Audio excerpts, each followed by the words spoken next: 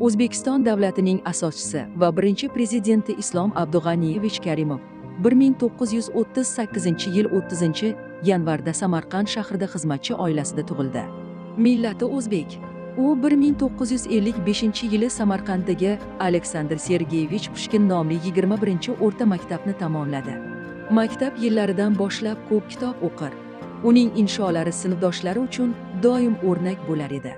Yosh islomning Amir Temurdek bo'lmoqchiman degan javobi hali o'sha paytdayoq uning buyuk maqsadlaridan darak bergan.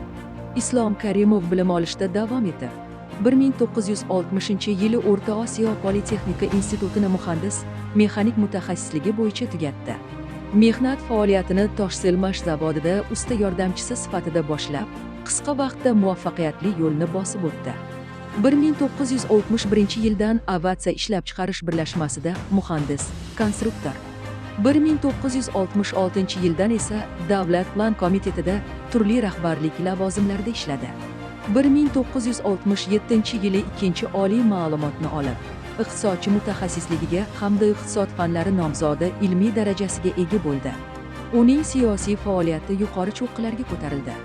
1983-yildan 86-yilgacha moliya ministri, 1986-yildan 89-yilgacha Qashqadaryo viloyati partiya komitetining birinchi kotibi.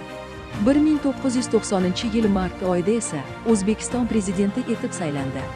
1991-yil 31-avgust kuni Islom Karimov dunyo xaritasida yangi davlat, mustaqil O'zbekiston Respublikasi tashkil topganini e'lon qildi. Oilada 8 farzandning biri bo'lgan Islom Karimov o'z ota, onasi, ayniqsa onasi Sanobar ayani doim cheksiz mehr bilan yodga olardi.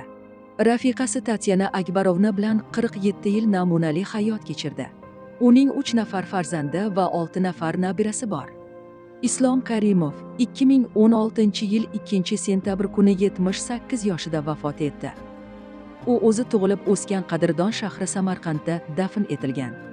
Xalqimiz o'zining birinchi prezidenti nomini hamisha ehtirom bilan xotirlaydi.